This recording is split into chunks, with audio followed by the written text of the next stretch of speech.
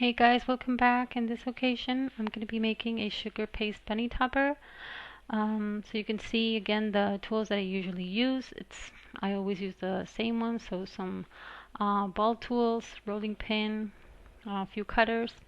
And here are the shades I'm going to be using. So it's like a really light coffee or really light brown. It's white and pink. I try to keep them in a little plastic bag, the fondant I'm not using, so that it stays not too dry. Okay.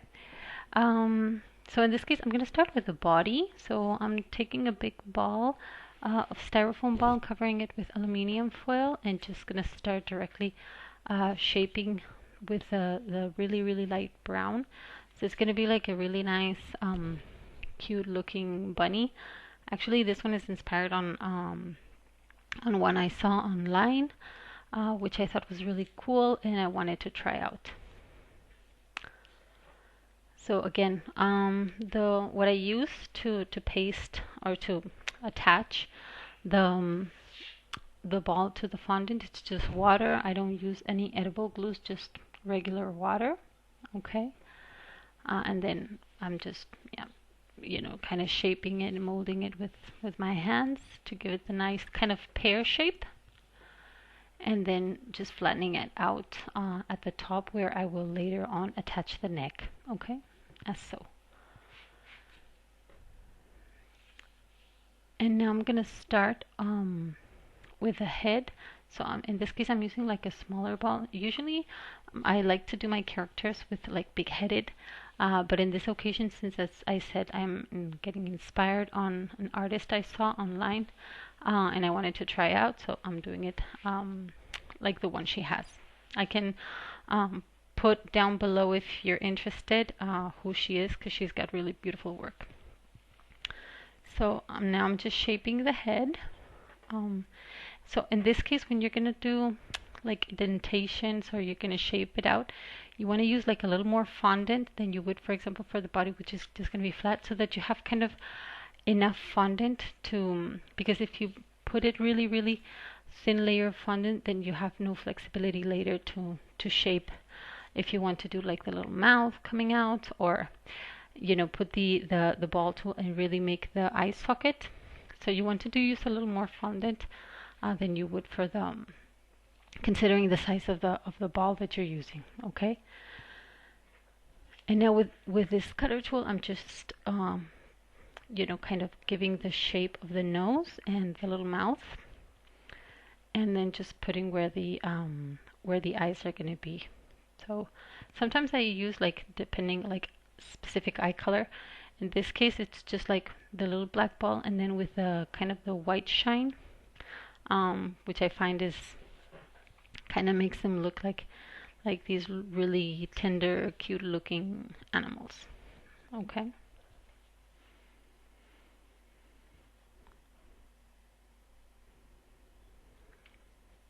You see, so it's just in this case, I'm sorry because the lighting is kind of not really bad, not really good. Like I have kind of a shadow on the left side, so this is work in progress. Okay.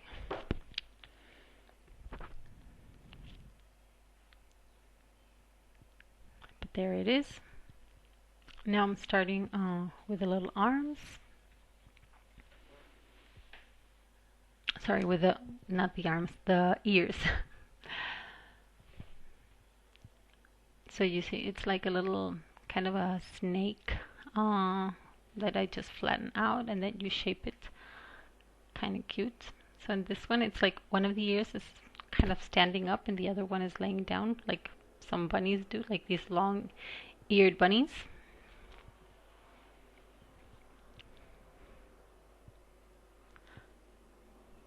The good thing about shaping little cute animals is that you can kind of use the same base of the shape and just adapt little things. Like if you want to do an elephant, that you make big ears, and obviously you put the trunk. But then if you, I don't know, if you want to do a little kitty, or you want to do a dog, or depending on the animal, you don't need to do like really different characteristics. Like just tweaking a bit parts of the body, or just gives the character. like the stripes of a tiger or the hair of a lion or whatever. Okay, so now I'm just doing the little pleats of a skirt. So it's a she bunny. Um, so I'm doing it in two parts, like the front and the back, as you would do if you're sewing a real skirt. So you have the two pieces, the front and the back. And this is always makes it easier than kind of seaming them on the sides. It makes it easier to kind of roll it around the body of the figure. So you want to kind of see exactly which length you like. So this is like a long dress that she's wearing, or long skirt anyway. And I flatten out the upper part so that it's not too thick, on the waist. Even though this is a kind of a round bunny.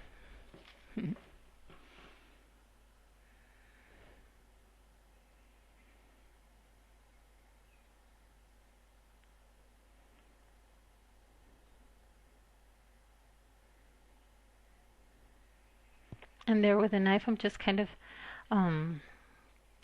making more evident where the pleats are, okay? Just to give it a little more character.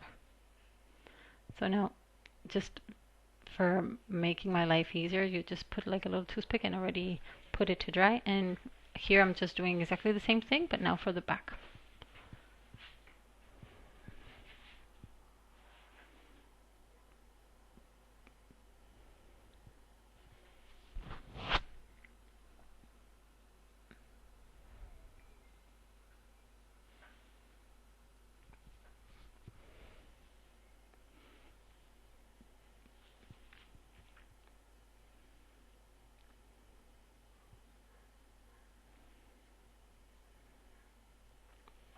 Again, sorry for the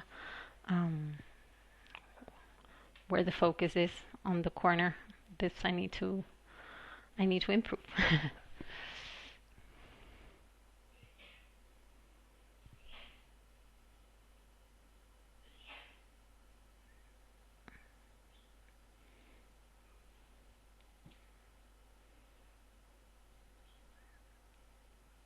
Okay, and here this is just, if I don't remember it correctly, this is just going to be like the little waist on it, so it also gives it like a cleaner finish, to the dress, so that it doesn't just, as you would with, again, when you're sewing a real life skirt, if any of you have ever.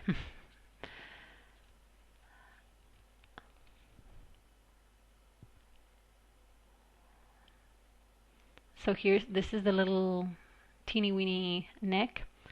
You could leave it without also, but I kind of like that, considering it, even if it's a round figure, you kind of want it to look like elegant, and I think this makes it look more realistic and a little more, maybe it's a kind of way of humanizing, no? But like more stylish, or I don't really know the word in English. And then I'm just putting a toothpick through to attach it to the head, so then it's always going to be easier to hold them together. Okay, so you pretty much got already the shape of the bunny, and we would only be missing some little details as well as the little paws. I was having a little struggle to put it in the correct shape and position. Anyway, so here are the little arms, which are just like little long teardrop shapes, and just as you can see here. And with a knife, I just kind of mark where the paws or where the fingers would be. Sorry that you can't see much there. A bit, you see, just with the knife.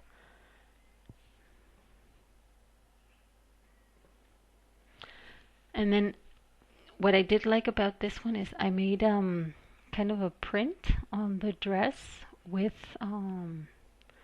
as you would with watercolor. So this is just food coloring I have here on that I put like, I mean, I was doing also leaves and everything for this particular cake, so you can already see the mixture.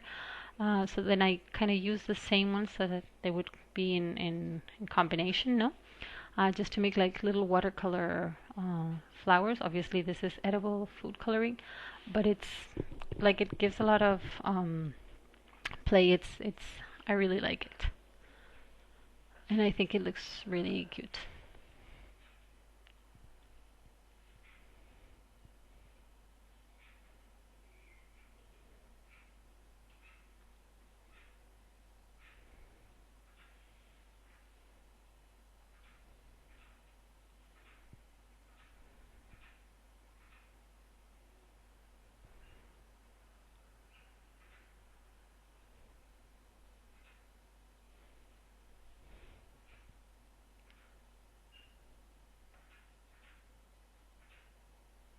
And finally, this is for the final touch. I'm just making a teeny weeny little bow to put on her head, like final accessory. And this one's really easy. You just cut out a triangle. I mean, a rectangle. Sorry. Um, and then you kind of fold the sides like that. Um, and then yeah, so you kind of fold them again, just to make sure you have the same size. And then you cut out like a super tiny strip that is going to be kind of like the what holds both of them together, you see? And this just gives it like a really kind of cute touch to finish it out. Okay. Anyway, let me know if you would like to see any other character, animal, or whatever on the comments below, and I'll be happy to prepare it for you guys. I hope you guys enjoy, and I'll see you on the next video. Thank you so much.